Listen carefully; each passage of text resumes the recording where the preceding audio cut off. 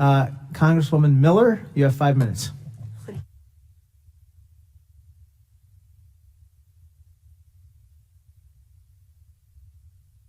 Okay, thank you, Mr. Chairman, and thank you all for being here today.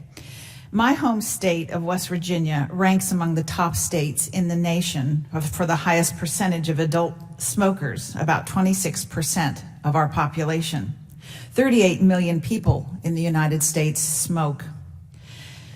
I agree that we need to ensure that we keep nicotine products like e-cigarettes out of the hands of youth. But we must also ensure that we do not overregulate this industry to the point that they are no longer available for those people of legal age who would like to use them either recreationally or as a means to quit smoking. When I was a child, one of my chores was to empty the trash every day. Both of my parents were smokers. That was really icky. I will tell you, if anything would keep you from smoking, it would be emptying ashtrays every single day.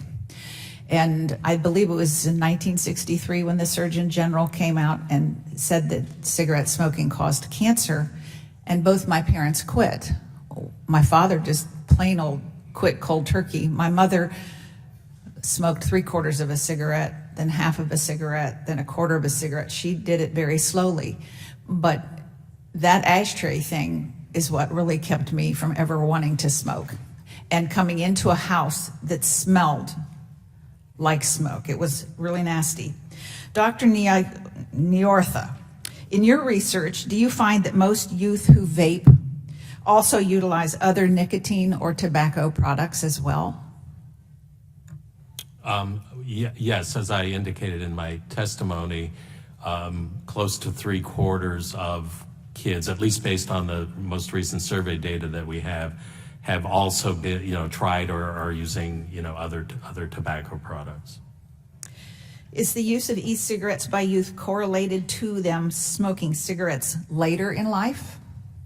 Well, that's the $1 million question that we're all concerned about and trying to figure out. At least as we can, as I mentioned, there is some statistical correlation. I don't know if we can say that one causes the other. That's a pretty high bar to prove scientifically. But nonetheless, I maintain my position. I'm in agreement with everyone that we should, kids should just not be using any tobacco or nicotine-containing products. I know when I went to college, the girls all had little cigarette cases and little things that they always carried. And oftentimes, I felt like, is it more of a crutch because you wanted to do something with your hands, or was it because it really was addicting? Often younger people, they want to carry keys, or they just want to have something to do with their hands. And that's more of an observation than a question. In your testimony, you talk about protecting youth from accessing nicotine products and giving smokers a useful tool to quit smoking. It shouldn't be a trade-off, and that we can do both of these things at the same time. Could you elaborate on suggestions on how you think we could accomplish both of these goals?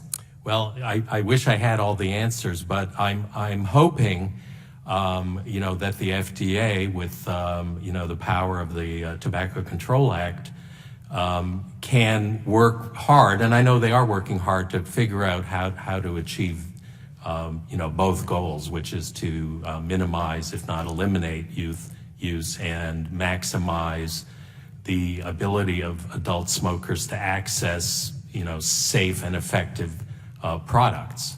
I think we're still in the early stages of figuring out, which e-cigarette type products are going to prove to be the most useful. But that's what the FDA is there for, to review applications and use their scientific powers to determine which products are in fact fit for approval. In regard to adult smokers, how can the health risks associated with cigarettes be mitigated by the use of e-cigarettes? Well, the major thing is if cigarette smokers can switch completely to an e-cigarette product, we know that in fact will result in pretty quick changes in biological markers of harm that are normally associated with smoking cigarettes. So in other words, we have signals that their bodies are actually kind of getting better and improving. But Dr. Jackler is right in saying that we need more information about long-term effects of use of these products. And so that's an area of active research. But at least in the short term, it looks like, if people switch to these products, they actually are, in some ways, improving their health. You mean like coughing? More like, biological markers that are associated with higher risk of cancer, so blood levels of certain chemicals, things like that. Okay, thank you, Mr. Chairman.